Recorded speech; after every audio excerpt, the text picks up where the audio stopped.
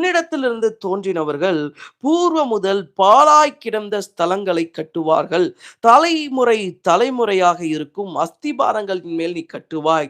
திறப்பானதை அடைக்கிறவன் என்றும் குடியிருக்கும்படி பாதைகளை திருத்துகிறவன் என்றும் நீ பேர் பெறுவாய். இந்த வசனம் சொல்லுது, பூர்வம் முதல் ஆரம்பம் முதல் பாழாய் போன சிலதை என்ன பண்ற கிருபையை கர்த்தர் தரப்போறாராம், கட்டுகிற கிருபையை தரப்போகிறார். இந்த ராத்திரி ஆண்டவர் திட்டமாய் சொல்லுகிறார், கட்டுகிற ஒரு கிருபையை நீங்க கண்டிப்பா சுதந்திரிக்கணும். இதுவரைக்கும் நிறைய பேரு சில குடும்பங்களை கட்ட பார்த்திருப்பீங்க, சில ஆசீர்வாதங்களை கட்டி எழுப்பலான்னு பார்த்திருப்பீங்க. ஆனா இதுவரைக்கும் உங்களால சில விஷயத்தை கட்டவே முடியாம இருக்கலாம். பல முயற்சி எடுத்திருக்கலாம். நீங்க பிரதர் இதை கட்டுறதுக்கு பல முயற்சி எடுத்தேன், ஆனா எதுலையுமே என்னால என்ன பண்ண முடியல, கட்டவே முடியல அப்படின்னு நீங்க சொல்லலாம். ஆனா இந்த ராத்திரி கர்த்தர் சொல்றாரு, உனக்கு ஒரு கிருபை நான் தரேன்பா. அது என்ன கிருபைனா, பூர்வம் முதல், அதாவது ஆரம்பத்திலிருந்தே பாழாய் போன சிலதை கட்டுகிற ஒரு அபிஷேகத்தை, சிலதை கட்டுகிற ஒரு கிருபைய நான் இந்த ராத்திரி உனக்கு தரேன்பா. ஆரம்பம் முதல் சிலது பாழா போனது உண்மை, ஆரம்பம் முதல் சிலது வீணா போனது உண்மை. ஆனா இந்த ராத்திரி இந்த உபவாச ஜெபத்தில் இருக்கிற உங்களுக்கு கர்த்தர் ஒரு கிருபையை தராரு. பூர்வம் முதல் பாழாய் போயிருக்கிற சில காரியங்களை கட்டுகிற கிருபை.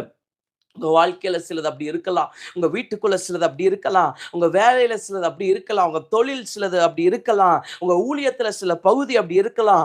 பிரதர், இந்த பகுதி பூர்வ முதல் பாழாய் போய் கிடந்துருச்சு, எத்தனையோ வருஷம் நான் பண்ணி பார்த்துட்டேன், எத்தனையோ மாசம் நான் பண்ணி பார்த்துட்டேன், ஆனா இது எப்படி இருக்குன்னா, பூர்வ முதல் ஆரம்பத்திலிருந்தே இது எப்படிதான் இருக்குன்னா, இடிக்கப்பட்ட ஒரு அனுபவத்துல தான் பிரதர் இருக்குது, இதை கட்டவே முடியல அப்படின்னு நீங்க சொல்லலாம்.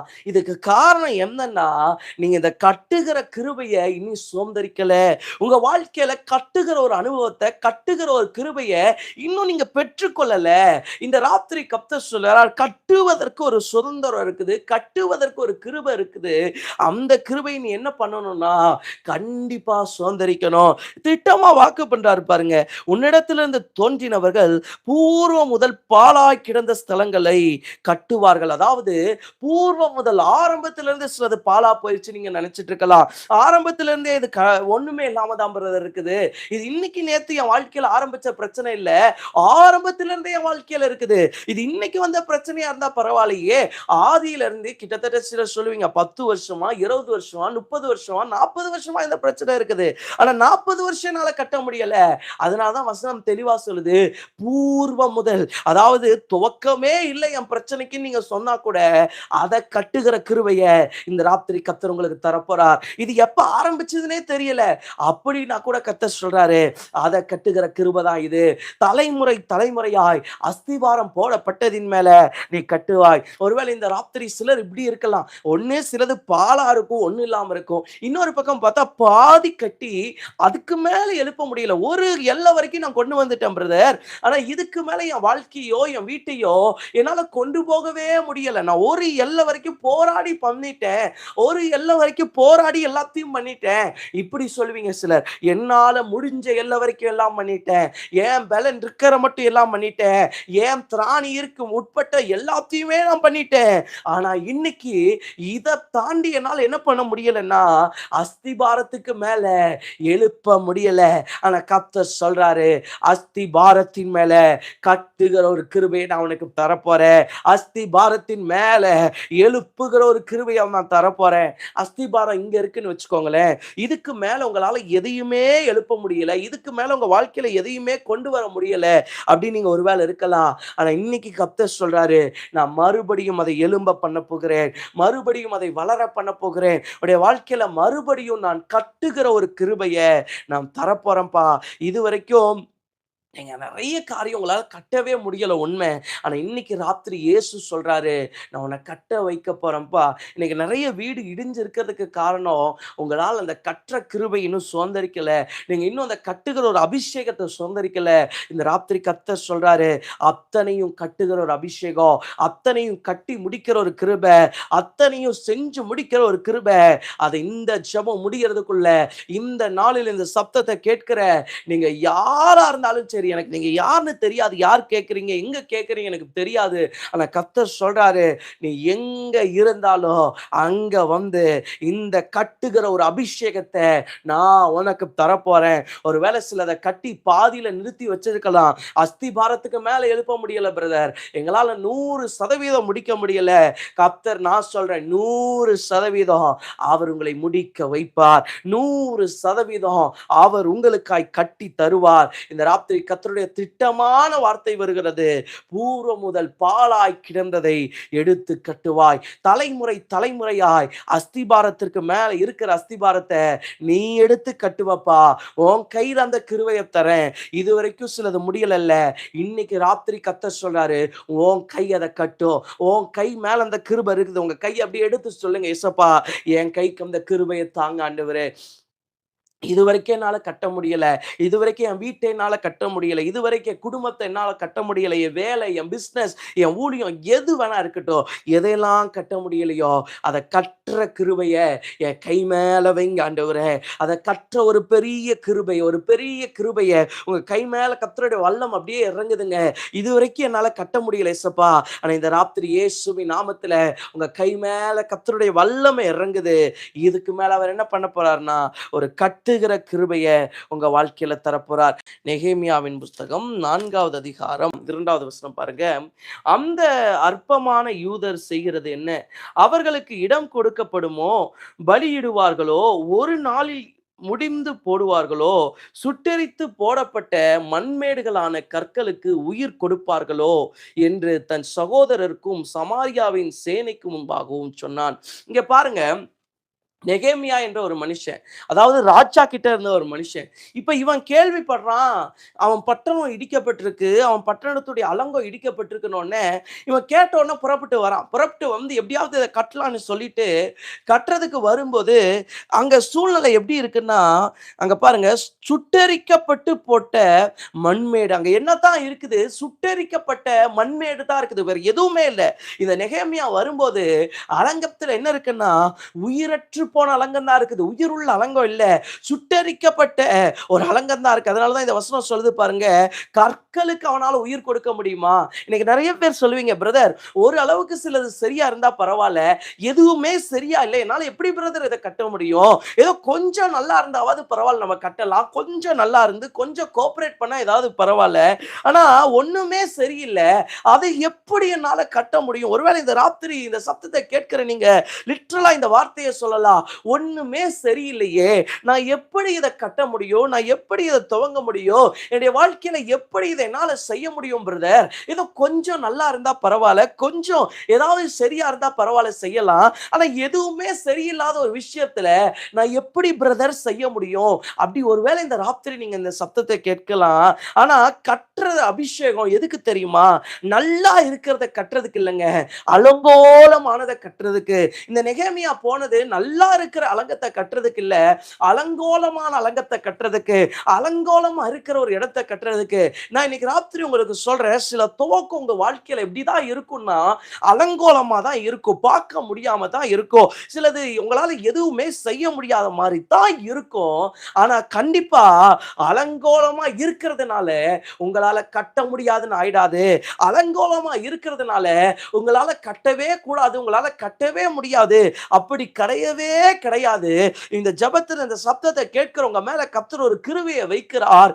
அலங்கோலமானவைகளை கட்டுகிற ஒரு கிருபையை வைக்கிறார். இன்னைக்கு ராத்திரி ஒருவேளை நான் பல முயற்சி எடுத்து பார்த்துட்டேன், ஆனா எல்லாம் அலங்கோலமா இருக்குது, என்னால இதுக்கு மேல என்ன செய்யறதுன்னு தெரியல, எனக்கு புரியல பிரதர் அப்படி நீங்க சொல்லலாம். ஆனா இயேசு எதுக்கு ஒரு கிருபை தராருன்னா, அலங்கோலமானதை கட்டுறதுக்கு தான் கிருபை தரார். அழகுள்ளதை கட்டுறதுக்கு ஆள் தேவை இல்லைங்க, எல்லாம் சரியா இருக்கிறத கட்டுறதுக்கு ஆள் தேவை இல்லைங்க, அலங்கோலமா இருக்கிற சில காரியத்தை கட்டுறதுக்கு தான் கர்த்தர் உங்களை சூஸ் பண்ணி இருக்கிறார். கர்த்தர் உங்களை தெரிந்து கொண்டதுக்கு காரணமே அலங்கோலமா இருக்கிறத சிலதை கட்டுறதுக்கு தான். சிலர் சிலருக்கெல்லாம் அலங்கோலமானது தொடறதுக்கே பிடிக்காது. நல்லா இருக்கிறத தொடறதுக்கு பிடிக்கும். ஆனா அலங்கோலமானத தொடறதுக்கு அநேகருடைய வாழ்க்கையில பிடிக்கவே பிடிக்காது. இயேசு, அதாவது பிதாவாகிய தேவனே முதல்ல இந்த பூமியை எதுல தான் தொட்டார்னா, அலங்கோலமா இருக்கும்போது தான் தொட்டார். இன்னைக்கு நீங்க நிறைய பேர் வெக்கேஷனுக்கு போவீங்க, டூருக்கு போவீங்க, சில புண்ணிய ஸ்தலங்களை பார்க்கலாம், சில இயற்கை காட்சிகளை பார்க்க போலாம். அப்போ நீங்க போய் பார்க்கும்போது இன்னைக்கு இவ்வளோ நல்லா இருக்குதுல ஒரு பூமி. ஆதியாகமம் 1:2 சொல்லும், இந்த பூமி அப்படி இல்ல. இந்த பூமி எப்படிதான் இருந்துச்சுன்னா ஒழுங்கின்மையும் வெறுமையும் அலங்கோலமுமா தான் இருந்துச்சு. ஆனா இயேசு என்ன பண்ணாருன்னா, அந்த அலங்கோலத்தை எடுத்து கட்டினார். அந்த அலங்கோலத்தை மறுபடியும் உருவாக்கினார். இந்த ராத்திரி கர்த்தர் சொல்றார், ஒருவேளை சிலது அலங்கோலமா இருக்குது என் வாழ்க்கையில, சில காரியம் என்னுடைய வாழ்க்கையில எல்லாமே அலங்கோலமா இருக்கு பிரதர், அப்படிப்பட்ட சூழ்நிலை தான் நான் வாழ்றேன் நீங்க சொல்லலாம். ஆனா ஆண்டவர் கிருபை தருகிறார். அலங்கோலமானவைகளை கட்டுகிற ஒரு கிருபை. உன் வாழ்க்கையில சிலது இதுவரைக்கும் அலங்கோலமா இருந்தது உண்மை, சிலதை இதுவரைக்கும் உன்னால கட்ட முடியாதது உண்மை. ஆனா கர்த்தராகிய ஆண்டவர் வாக்கு பண்ணுகிறார், அலங்கோலமானவைகளை கட்டுகிற ஒரு பெரிய கிருபைய நான் வாழ்க்கையில வைக்கிறேன்ப்பா, நான் வாழ்க்கையில வைக்கிறேம்மா. நீ அலங்கோலத்தை பார்த்து விட்டுட்டு போகாதே, நீ அலங்கோலத்தை பார்த்து கை வைக்காம போகாதே. நிறைய பேருக்கு அலங்கோலமா இருந்தா கை வைக்கிறதுக்கே வெக்கமா இருக்குது. ஆனா இல்லைங்க இல்லைங்க இல்லைங்க, சிலது அலங்கோலமா தான் இருக்கும். கர்த்தர் நம்மளை கட்ட ஆரம்பிக்கும் போது சிலது அலங்கோலமா தான் இருக்கும். கர்த்தர் ஏன் உங்களை அங்க வச்சிருக்கிறார் தெரியுமா? ஏன் அந்த பொறுப்பை உங்களை நம்பி தந்தார் தெரியுமா? உங்களால கட்ட முடியும்னு அவர் நம்புறாரு. உங்களால கட்ட முடியும், உங்களால அதை செஞ்சிட முடியும், உங்க மேல அந்த கிருபை இருக்குன்னு இயேசு நம்புறனால தான் நான் இந்த ராத்திரி சொல்றேங்க, சில காரியத்தை கர்த்தர் உங்க கையில கொடுத்திருக்கிறார். சோ முதலாவது கர்த்தர் என்ன கிருபையை தர விரும்புறாருன்னா, அலங்கோலமானவைகளை எடுத்து கட்டுகிற ஒரு உன்னத கிருபையை தருகிறார். ஒரு சமயம் ஒரு பாஸ்டர் வீட்டுல வச்சு சபை நடத்திட்டு இருந்தார். சபை நடத்திட்டு இருக்கும் போது சபைக்கு வேற ஏதாவது ஒரு இடம் கிடைச்சிட்டா பரவாயில்லையே அப்படின்னு சொல்லிட்டு பாஸ்டர் போய் அங்கங்க தேடுறாரு. அப்ப தேடும் போது ஒருத்தங்க ஒரு இடத்துல இடம் இருக்குது, நீங்க வேணா வந்து பாருங்க அப்படின்னு உடனே பாஸ்டரும் சபையில இருக்கிற ஒரு விசுவாசியும் கிளம்பி போறாங்க. கிளம்பி போய் பார்த்தா அது மாட்டு கொட்டாய்.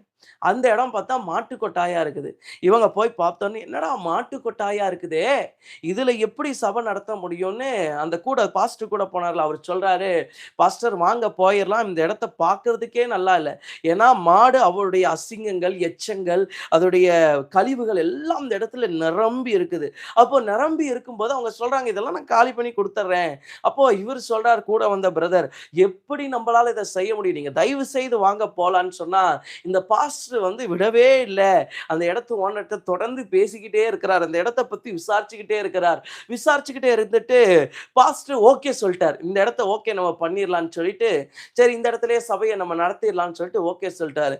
இந்த விசுவாசிக்கா கோவம், என்னடா இது பாஸ்டர் வந்து இந்த மாட்டு கொட்டாயை இவ்வளோ அவலமா இருக்கிற ஒரு இடத்த ஓகே சொல்லிட்டாருன்னு சொல்லிட்டு அவர் கொஞ்சம் வருத்தத்தோட வெளியே வந்தாரு. போயிட்டு ஒரு 2 நாள் கழிச்சு திரும்ப வரும்போது அந்த இடத்தையே பாஸ்டர் அப்படியே மாத்தி வச்சிருந்தார், புதிய இடமா வச்சிருந்தார். இப்போ இதுக்கு காரணம் என்னன்னு நினைக்கிறீங்க? பாஸ்டர் மேல இருந்த ஒரு கட்டுகிற அபிஷேகம். அவரு அந்த இடத்துல இருந்து அலங்கோலத்தை பார்க்கல, அவர் அந்த இடத்துல இருந்து அசிங்கத்தை பார்க்கல. அவருடைய கண் பார்வையெல்லாம் எப்படிதான் இருந்துச்சுன்னா, இதை எப்படி நம்ம மாத்தலாம், இதை எப்படி இன்னும் பெட்டர் ஆக்கலாம், இதை எப்படி நம்ம கட்டலாம். நிறைய சமயம் நீங்க இருக்கிற பிரச்சனையை பார்த்துக்கிட்டே இருந்தீங்கன்னா உங்களால கட்டி வெளியே வரவே முடியாது. ஆனா உங்க பார்வை கொஞ்சம் எப்படி மாறட்டும்னா, இதை எப்படி கட்ட முடியும், இதை எப்படி எழுப்ப முடியும், இதுல நம்ம என்ன செய்யலாம், அப்படி ஒரு தேவப்பிள்ளை யோசிக்கணும். இல்ல என்னால முடியாது முடியாதுன்னா கண்டிப்பா முடியாதுங்க. இன்னைக்கு கர்த்தர் சொல்றாரு, உன் பார்வையை கொஞ்சம் மாத்துப்பா, உன் பார்வையை கொஞ்சம் மாத்துமா, நீ இது வரைக்கும் முடியாது முடியாது அப்படிதானே பாக்குற, ஆனா நீ கண்டிப்பா இப்ப எப்படி மாத்துனா, இதுல நம்மளால என்ன செய்ய முடியும், இது ரொம்ப சின்னதுதான், அலங்கோலமா இருக்குதா, அசிங்கமா இருக்குதா, உண்மைதான். ஆனா இந்த அசிங்கமா இருக்கிறத கூட எப்படி மாத்த முடியும். சிலர்லாம் பார்த்திருப்பீங்க, ரொம்ப ஏழைகளா சின்ன வீட்ல இருப்பாங்க. ஆனா அவங்க போய் அந்த வீட்ட பார்த்தீங்கன்னா, ரொம்ப அழகா நேர்த்தியா, பெர்ஃபெக்ட்டா, சிலர்லாம் பார்த்தா செவுத்துல அப்படியே வரைஞ்சு வச்சிருப்பாங்க. நான் சில வீடுகளுக்கு ஜெபத்துக்கு போகும்போது பார்த்திருக்கிறேன். சின்ன வீடா இருக்கும், ரொம்ப சின்னதா இருக்கும். ஆனா அந்த இடத்துல கூட பார்த்தா, அவ்வளோ அழகா டிசைன் பண்ணி அத கட்டி அமைச்சு வச்சிருப்பாங்க. அப்போ எல்லா இடத்திலுமே நமக்கு என்ன தேவைன்னா, ஒரு கட்டுகிற கிருபை நமக்கு வேணுங்க. நம்ம கட்டணும்னா, அது நல்லா இருந்த இடத்துல தான் நான் கட்டுவேன் அப்படியெல்லாம் சொல்ல முடியாது. சூழ்நிலை எப்படி இருந்தாலும், இடம் எப்படி இருந்தாலும், கண்டிப்பா நம்ம கையில என்ன இருக்கணும்னா, கட்டுகிற ஒரு கிருபை இருக்கணும். இந்த ராத்திரி கர்த்தர் சொல்றாரு, "நான் கண்டிப்பா உன்னை கட்ட வைப்பேன்ப்பா. உன் வாழ்க்கையில முதல்ல நீ ஒரு கிருபைய சுதந்தரிச்சுக்கொள். அலங்கோலத்தின் நடுவில கட்டுகிற ஒரு கிருபைய சுதந்தரிச்சுக்கோ. அலங்கோலமா இருக்குதான். ஆனா அத நினைச்சு கட்ட மாட்டேன்னு போயிறாத." இந்த பாஸ்ட் பாருங்களேன், மாட்டு கொட்டாயில சபைய ஆரம்பிக்கிறார். சபைய ஆரம்பிச்சுட்டு அவர் எல்லாத்தையும் அப்படியே நீட் பண்ணி அப்படியே சபைய ஆரம்பிச்சுட்டார். இன்னைக்கு அதே பாஸ்டருடைய சபையில 3000 பேர் இதே கோயம்புத்தூர் பட்டணத்துல வராங்க. 3000த்துக்கும் அதிகமான விசுவாசிக வராங்க. அவ்ளோ ஆண்டவருடைய சமூகத்துல காத்து இருக்கிறாங்க. அவ்ளோ ஜெபிக்கிறாங்க. அவ்ளோ ஊழியம் பண்றாங்க. நான் சொல்றேன், சிலது அலங்கோலமா இருக்குது. சிலது நல்லா இல்லைன்னு சொல்லிட்டு விட்டுட்டு போவீங்கன்னா, பெரிய ஆசீர்வாதத்தை இழந்துருவீங்க. இன்னைக்கு சிலது அலங்கோலமா இருக்குது. இன்னைக்கு சிலது நல்லா இல்ல. இன்னைக்கு இத எதுவுமே பண்ண முடியாதுன்னு நெனச்சு, ஒருவேளை சிலத விட்டுட்டு போவீங்கன்னா, உங்க வாழ்க்கையில வரப்போற பெரிய ஆசீர்வாதத்த நீங்க இழந்து போயிருவீங்க தேவ பிள்ளைகளே. இந்த ராத்திரி கர்த்தர் சொல்றாரு, அலங்கோலமானத கட்டுற ஒரு பெரிய கிருபைய நான் வாழ்க்கையில தரேன்மா. உன் வாழ்க்கையில தரேன்ப்பா. இன்னைக்கு சிலது அலங்கோலமா இருக்கிறது உண்மதான். உன் வாழ்க்கையில சில பகுதியில சிலது அலங்கோலமா இருக்குது உண்மதான். ஆனா நான் அலங்கோலத்திலிருந்து ஓட வைக்க விரும்பல. அந்த அலங்கோலத்தை உன் கையை கொண்டு சீர்படுத்த விரும்புறேன். அந்த அலங்கோலத்தை உன் கையை கொண்டு சரி பண்ண விரும்புறேன். அந்த அலங்கோலத்தை உன் கையாலேயே நான் மாற்ற விரும்புகிறேன் என்று கர்த்தர் சொல்லுகிறார். இந்த ராத்திரி தேவ பிள்ளைகளே, சில அலங்கோலத்தின் நடுவுல இருப்பீங்கன்னா, அதின் நடுவில கட்டுகிற ஒரு கிருபைய கர்த்தர் தருவார். 2வது காரியம், கட்டுகிறவர்களுக்கு மனமடி உண்டாக பேசினார்களே. இதோடைய 3வது வசனத்துடைய பின்பகுதியும் பாருங்க. அவர்கள் கட்டினால் என்ன? ஒரு நரி ஏறிப்போனால் அவர்களுடைய கல்மதில் இடிந்து போகும் என்றான். இவங்க கற்ற வேலைய மனம் அடிவாக்குறதுக்கு, அதாவது அவங்கள நெகட்டிவா, அவங்கள டீமோட்டிவேட் பண்றதுக்கே, அவங்கள கீழ தள்றதுக்கே, எதிர்மறையா பேசுறதுக்கே ஒரு கூட்டம் அங்க இருக்கிறாங்க. நெறைய வேலையில நீங்க கஷ்டப்பட்டு சிலத செய்வீங்க. நீங்க கஷ்டப்பட்டு சிலத கட்டுவீங்க. ஆனா ஒரு கூட்டம் எதுக்கே இருக்கும் தெரியுமா? உங்கள செய்யவே விடக்கூடாது. சிலத அவங்களும் செய்ய மாட்டாங்க. செய்யற நம்மளையும் செய்ய விட மாட்டாங்க. அப்படிதான் நெகெமியா போய் அலங்கத்த கட்ட போறாரு. கட்ட போகும்போது ஒரு கூட்டம் உட்கார்ந்து பேசுது. இல்ல இவங்க கட்டுற ஒரு அலங்கம் என்ன ஆயிரும்னா, ஒரு நரி ஏறி போச்சுன்னா அது விழுந்துரும். ஏங்க ஒரு அலங்கம்ங்கிறது ஒரு பெரிய ஊரை சுற்றின ஒரு மதில் செவுர். வேத பண்டிதர்கள் சொல்றாங்க, ஒரு அலங்கத்தின் மேல ஒரு லாரியே போகலாம். சோ அவ்வளவு பெரிய தரிசனத்துல இவங்க கட்டிட்டு இருக்கிறாங்க. ஆனா அங்க இருக்கிற இந்த மனுஷங்க என்ன சொல்றாங்கன்னா, இல்ல இல்ல இல்ல அங்க என்ன ஆயிடும்னா, ஒரு நரி ஏறி போனாவே அது இடிஞ்சு விழுந்துரும். அது கல் சுவரு, அது இடிஞ்சிரும்னு சொல்லி பேசுறாங்க. இன்னைக்கு ஒருவேளை நீங்க ஒரு பெரிய தரிசனத்தோட துவங்கி இருக்கலாம். நீங்க ஒரு பெரிய திட்டத்தோட துவங்கி இருக்கலாம். ஆனா இன்னைக்கு ஒரு கூட்டம் இத இல்லப்பா, இத நீ உன்னால பண்ண முடியாது. நீ செய்யறதெல்லாம் அவ்வளவு சரியா வராது. நீ செய்யறதெல்லாம் அவ்வளவு நல்லா வராது. உன்னால அவ்வளவு சரியா செய்ய முடியாது. உன்னால அவ்வளவு பெர்ஃபெக்ட்டா முடியாது. அப்படி சில சொல்லலாங்க. ஆனா இந்த ராத்திரி கர்த்தர் சொல்றாரு, இல்ல இல்ல இல்ல. நீ அந்த மடி வாக்குகிற வார்த்தைகளின் நடுவுல உன்னால கட்ட முடியும். கண்டிப்பா சொல்றேன். இந்த மாதிரி வார்த்தைகளுக்கு நீங்க என்ன பண்ணிராதீங்கன்னா, லிசன் பண்ணிராதீங்க. செவி சாய்ச்சராதீங்க. உங்க வாழ்க்கையில கண்டிப்பா இப்படிப்பட்ட சூழ்நிலைக்கு நீங்க செவி சாய்ச்சர கூடாது. உங்க வாழ்க்கையில இப்படிப்பட்ட நிலைமைக்கு நீங்க செவி சாய்ச்சர கூடாது. இன்னைக்கு நிறைய பேர் ஏன் உங்கள பேசுறாங்க தெரியுமா? நீங்க செய்யக்கூடாதுன்னு தான் பேசுறாங்க. நீங்க உடைஞ்சு போகணும்னு தான் பேசுறாங்க. அப்போ நீங்க அவங்களுக்கு சாதகமா நீங்க செய்யாம உடைஞ்சு போகாம நீங்க கண்டிப்பா கட்டியே ஆகணும். நீங்க அவங்களுக்கு சாதகமா செய்யாம இருந்தீங்கன்னா அது அவங்களுக்கு தான் லாபம். நீங்க அவங்கள பார்த்து செய்யாம இருந்தீங்கன்னா அது உங்களுக்கு தான் நஷ்டம். இங்க பாருங்க, நெகேமியா கட்டி முடிக்கிறாரு. ஒரு பெரிய ஆசீர்வாதம் அங்க வருது. இந்த ராத்திரி கர்த்தர் சொல்றாரு, சிலத நீ ஒருவேளை கட்டணும்னு துவங்கி, எனக்கு சில வார்த்தைகள பார்த்து, சில சூழ்நிலைய பார்த்து, நீ பயந்து போய் இருப்பேன்னா, இன்னைக்கு இயேசு சொல்றாரு, உனக்கு ஒரு கிருபை வேணும்பா. மன மடிவின் நடுவிலும் எழுந்து கட்டுகிற கிருபை. சில விஷயத்த நம்ம நல்லா இருக்கும்போது தான் பண்ணுவோம்னா, பண்ணவே முடியாது, பண்ணவே முடியாது. கண்டிப்பா சொல்றேன், சில சூழ்நிலைய எதிர்மறையா இருக்கும்போது கூட நம்ம என்ன பண்ணணும், பண்ணிக்கிட்டே இருக்கணும். போன வாரம் ஒரு வீட்ல ஒரு போர் போட்டாங்க. அப்போ போர கொஞ்சம் கிளீன் பண்ணும்போது வேலை செஞ்சுட்டு இருக்கிறாங்க. அப்போ அங்க வந்த பசங்க சுத்திய வச்சு அந்த நட்ட கிளீன் பண்ணும்போது அத கழட்டுறாங்க. கழட்டும்போது சுத்திய வச்சு பெரிய சுத்தி நம்ம பார்க்குற அளவுக்குலாம் இல்ல. மிகப்பெரிய சுத்தியா இருந்துச்சு. நானே அவ்ளோ பெருசான்னு யோசிச்சேன். அப்போ அந்த சுத்திய தெரியாம என்ன பண்ணிட்டானுங்கன்னா, அங்க இருந்த ஒரு பையனுடைய கால் மேல அடிச்சுட்டாங்க. இப்போ கால் மேல அடிச்ச உடனே அந்த பையன் நெனச்சிருந்தா போய் வண்டியில ஏறி உட்கார்ந்திருக்கலாம். அமைதியா போயிருக்கலாம். ஆனா மறுபடியும் அவனுக்கு அவ்ளோ வலி. அந்த பையன் கால திரும்பி திரும்பி பார்க்குறான். கால தேய்க்கிறான். அத அப்படியே தள்ளாடுறான். அந்த கால திருப்புறான். ஆனா அவ்வளோ வலி நடுவிலும் அவன் எதுல ரொம்ப கவனமா இருந்தான்னா, மறுபடியும் வந்து அவன் வேலைய செய்யறான். அத ஏத்த ஆரம்பிக்கிறான். அப்ப எனக்கு ரொம்ப ஆச்சரியமா இருந்துச்சு. என்னடா இவனுக்கு இவ்ளோ அடிபட்டு கூட மறுபடியும் வந்து வேலை செய்றான். மறுபடியும் அவன் வந்து அத கழட்டுறான். அப்போ எவ்ளோ ஆச்சரியம் பாருங்க. ஒரு உலக மனுஷனே தனக்கு வர்ற பிரச்சனைய ஒரு பொருட்டா எடுக்காம, தனக்கு முன்னாடி இருக்கிற சூழ்நிலைக்கு முன்னாடி கடந்து போவார்னா, தனக்கு முன்னாடி இருக்கிற விஷயத்துல கடந்து போவார்னா, தேவ பிள்ளையாகிய நீங்க ஏங்க போகக்கூடாது? இன்னைக்கு ஒருவேளை சில சூழ்நிலை உங்கள மனமடிவாக்கவே ஆக்காதா? இல்லவே இல்லங்க. நெறைய சூழ்நிலை உங்கள மனமடிவாக்குறதுக்கு தான் இருக்குது. உங்களுக்கு பிரச்சனைய கொடுக்கிறதுக்கு தான் இருக்குது. உங்களுக்கு போராட்டத்த கொடுக்கிறதுக்கு தான் இருக்குது. ஆனா இயேசு சொல்லுகிறார், உனக்கு ஒரு கிருபை வேணும்பா. மன மடிவின் நடுவிலோ எடுத்து கட்டுகிற கிருபை வேணும். இன்னைக்கு சிலர் உங்க வாழ்க்கைய குறித்து சொல்லலாம். உங்க பிள்ளைகள குறித்து சொல்லலாம். உங்க ஊழியத்த குறித்து சொல்லலாம். ஏய் நீ என்ன வித்த காமிச்சிட்டு இருக்கிறியா? என்ன இத்துணூண்டு வச்சு நீ என்ன பண்ணிட்டு இருக்கிற? நீ என்ன பண்ண முடியும் உன்னால? உன்னால எதை செஞ்சிட முடியும்? அப்படி அநேகர் சொல்லலாங்க. ஆனா இந்த ராத்திரி கர்த்தராகிய ஆண்டவர் சொல்லுகிறார், ஒரு கிருபை என் ஜனத்துக்கு தரப்போகிறேன். மன மடிவின் நடுவிலோ எழுந்து கட்டுகிற ஒரு கிருபை, மன மடிவின் நடுவிலோ எழுந்து முன்னேறி செல்லுகிற ஒரு பெரிய கிருபையை கர்த்தர் தருவாராக. ஆண்டவர் உங்க வாழ்க்கையில இந்த ராத்திரி அப்படிப்பட்ட ஒரு பெரிய கிருபையை கட்டவிழ்த்து விடுகிறார். உங்க வாழ்க்கையில இந்த கிருபை வருதுங்க. இதுவரைக்கும் நீங்க மனமடிவை பார்த்து சோர்ந்து போனீங்க, முடியல நீங்க. ஆனா இயேசு இன்னைக்கு ராத்திரி சொல்றாரு, நீ மன மடி வாய்த்தேனே, சோர்ந்து போய் உட்காராத.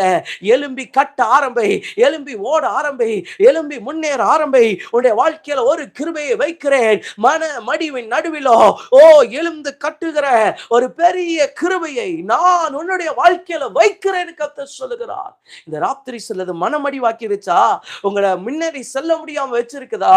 இவங்க பாருங்க சொல்றாங்க, அவ்வளோ பெரிய மதில், அவ்வளோ பெரிய விஷயம். ஆனா அதுக்கு மேல ஒரு நரி போயிருச்சுன்னா அந்த செவரே இடிஞ்சு விழுந்துருமா.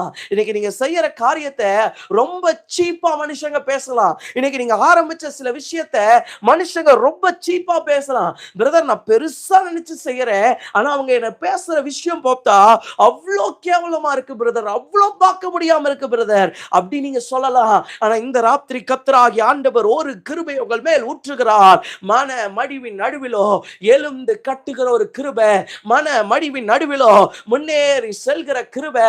சில காரியம் மன மடிவாக்க தான் செய்யும். நம்மளை தடுக்கிறதுக்கு, நம்மளை நிறுத்துறதுக்கு சில விஷயம் மன மடிவாக்குறதுக்கு வருவது கண்டிப்பா தவிர்க்க முடியாத ஒண்ணு. ஆனா சொல்றேன், நீங்க முன்னேறுங்க, நீங்க முன்னேறுங்க. அத்தனை மன மடிவையும் கர்த்தர் மாற்றி போடுவார். தாவீது கோலியாத்துக்கு முன்னாடி போய் நிக்கிறார். நம்ம எல்லாத்துக்கும் சம்பவம் தெரியும். கோலியாத்துக்கிறவன் எல்லாத்தையும் மோசமா பேசுறான். தாவீது போய் அங்க நிக்கிறாரு. அங்க போய் நின்ற உடனே தாவீத சரி வா, எனக்கு எதிரியா நீ வந்துட்டியா, எங்கூட போராட நீ வந்துட்டியா வா அப்படியெல்லாம் சொல்லல. கோலியாத் சொல்றாரு, ஏ யாரா நீ பொடிப்பையா, நீ கொஞ்சம் ஓரமா போய் விளையாடுறா, நீ ஏன்டா இங்க வந்திருக்கேங்கிற மாதிரி பேசுறாரு தாவீதை பார்த்து கோலியாத்து. அப்போ அந்த வார்த்தையை பார்த்து ஒருவேளை தாவீது பின்வாங்கி இருந்தார்னா தன் வாழ்க்கையில இருந்த பெரிய திட்டத்தை தாவீது இழந்து போயிருப்பாருங்க.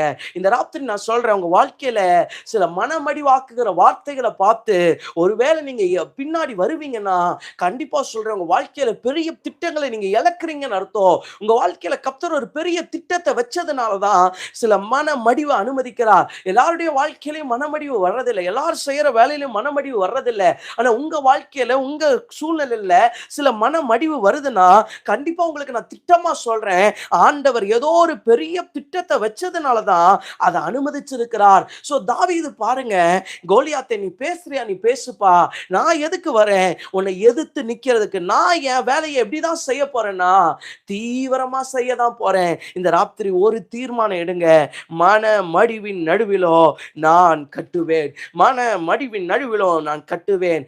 அதற்கான கிருபையை கர்த்தனுக்கு தருவார். சோ முதலாவது ஆண்டவர் சொன்னார், அலங்கோலமான சூழ்நிலையை எடுத்து கட்டுகிற கிருபை. இரண்டாவது சொன்னார், மன மடிவின் நடுவிலோ கட்டுகிற ஒரு கிருபை. மூன்றாவது பாருங்க, நெகேமியா 4:8 எருசலேமின் மேல் யுத்தம் பண்ண எல்லாரும் ஏகமாய் வரவும், வேலையை தடுக்கவும் கட்டுப்பாடு பண்ணினார்கள். ஆனாலும் நாங்கள் எங்கள் தேவனை நோக்கி ஜெபம் பண்ணி, அவர்கள் நிமித்தம் இரவும் பகலும் நாங்கள் ஜாமக்காரர்களை வைத்தோம். இங்க பாருங்க, இந்த வசனம் சொல்லுது, தடுக்க பார்த்தாங்களாம். அந்த வேலைய தடுக்க பார்த்தாங்களாம். இவங்க செய்யற வேலையை எப்படியாவது நிறுத்திறணும், இவங்கள எப்படியும் வேலை செய்ய விடக்கூடாதுன்னு சொல்லிட்டு தடுக்க பார்த்தாங்க ஒரு கூட்டம். இன்னைக்கு ராத்திரி நான் சொல்றேன், நீங்க கட்ட நினைக்கிறீங்க. ஆனா உங்க ஒரு கூட்டம் இன்னைக்கு உங்கள தடுக்க பாக்குது. நீங்க சிலத நல்லா முடிச்சிறணும், சரியா செஞ்சிரணும்னு நினைக்கிறீங்க. ஆனா ஒரு கூட்டம் உங்களை எப்படியாவது நிறுத்திட முடியாதா, உங்களை எப்படியாவது இதை விட்டு தடுத்துற முடியாதான்னு ஒரு கூட்டம் பார்த்துட்டு இருக்குது. இந்த நெகேமியாவை அப்படிதான் பார்க்கிறாரு. இவர் இவ்வளவு கஷ்டப்பட்டு வேலை செய்யறாரு. ஆனா ஒரு கூட்டம் எதுக்கு ஆயத்தமா இருந்துச்சுன்னா, இந்த நெகேமியாவுடைய வேலையை எப்படியாவது தடுக்கலாமா. நெகேமியா 6:9 சொல்லும், அவங்க பயப்படுத்தி பார்ப்பாங்க. அடுத்து சொல்லும், 4 டைம் அவங்க என்ன பண்ணாங்கன்னா லெட்டரை கொடுத்து விட்டு விட்டு பார்க்கறாங்க. ஆனா இது அத்தனை நடுவிலும் தேவன் நெகேமியாவுக்கு அனுகூலமா இருந்தார். இந்த ராத்திரி நான் சொல்றேன், சில தடைகளின் நடுவிலும் கர்த்தர் உங்களுக்கு அனுகூலமா இருந்தார். உங்க சில பிரச்சனைகளின் நடுவிலும் கர்த்தர் உங்களுக்கு அனுகூலமா இருந்தார். இந்த அலங்கத்தை கட்டுறதுக்கு பல வருஷம் எடுக்கல, 52 நாளில கட்டி முடிக்க கர்த்தர் கிருபை செஞ்சார். எங்க அவ்வளோ பெரிய அலங்கத்தை 52 நாள்ல கட்ட முடியுமா? தேவனுடைய கரம் கூட இருந்தா நடக்கும். இந்த ராத்திரி நான் சொல்றேன், சில விஷயத்தை உங்களால் கட்ட முடியல உண்மை. ஆனா இந்த ராத்திரி இந்த ஜெபத்துக்கு அப்புறம் தேவன் ஒரு கிருபையை போட போறார். நீங்க கட்ட போறீங்க. அது உங்க வாழ்க்கையில சீக்கிரம் முடியற ஒரு கிருபையை கர்த்தர் தரப்போறார். இந்த ராத்திரிக்கு அப்புறம் நான் சொல்றேன், இதுக்கு மேல தடைய பார்த்து நீங்க நிக்கவே நிக்காதீங்க. நெகேமியா ஒரு இடத்துல கூட தான் தடைய பார்த்து நிறுத்தவே இல்லை. தான் வேலையை திரும்ப திரும்ப திரும்ப கண்டினியூஸா தீவிரமா செஞ்சுக்கிட்டே இருந்தாரு. இந்த ராத்திரி திட்டமாய் சொல்லுகிறேன், உங்களுடைய வாழ்க்கையில சில தடைகள் வருகிறதா, சில பிரச்சனைகள் வருகிறதா, சில போராட்டங்கள் வருகிறதா, முன்னேறி போய்கொண்டே இருங்க. எந்த திட்டத்தை எதை கட்டணும்னு நீங்க துவங்கினீங்களோ அதை கட்டிக்கிட்டே இருங்க. கர்த்தர் பெரிய அற்புதத்தை, பெரிய அதிசயத்தை அதோடைய முடிவுல செய்வார். நெகேமியாவுடைய வாழ்க்கையில அதை தான் செஞ்சார். 52 நாள்ல கட்டுற கிருபையை கொடுத்தார். இந்த ராத்திரி இந்த ஜெபத்துல இருக்கிற உங்களுக்கு நான் சொல்றேன், சிலதை கட்ட துவங்கி சில தடையில நீங்க நிக்கலாம். நெகேமியா 90% முடிச்சிட்டாரு. முடிச்சிட்டு அலங்கத்தையே கட்டியாச்சு. கதவை போடுறதுக்கு விடாம தடுக்கிறாங்க. கதவை போடும்போது தடுக்கிறாங்க. இன்னைக்கு உங்க வாழ்க்கையில சில விஷயத்தை 90% நீங்க முடிச்சு வச்சிருக்கலாம். ஆனா ஏதோ ஒரு 10% பிரச்சனையில நீங்க நீங்க சிக்கி தவித்துக் கொண்டு இருக்கலாம், தடுக்கப்பட்டு இருக்கலாம். ஆனா இயேசு யார் தெரியுமா? அவர் துவங்கின திட்டத்தை செய்து முடிக்கிறவர். இந்த ராத்திரி அவர் தானேங்க வாக்கு பண்றாரு. நான் உன்னை கட்ட வைப்பேன், நான் உன் கையை கொண்டு கட்டுவேன், நீ நெடுநாளாய் பாலா கிடக்கிறதை எடுத்து கட்டுவேன், உன் மேல அந்த கிருபையை நான் வச்சிருக்கிறேன்னு அவர் தானேங்க சொல்றாரு.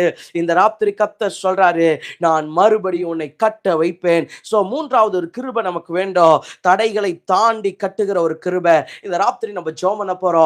இந்த ஜெபத்துக்கு அப்புறம் கர்த்தர் ஒரு பெரிய மகிமையை தரப்போகிறார். ஜெபிச்சு முடிக்க போறோம். நல்ல கண்களை மூடி இயேசுவின் நாமத்துல, அப்பா இன்னைக்கு பிரசங்கிக்கப்பட்ட அந்த 3 கிருபை எங்க தலையின் மேல வருவதாக, ஒவ்வொருவருடைய தலையின் மேல வருவதாக.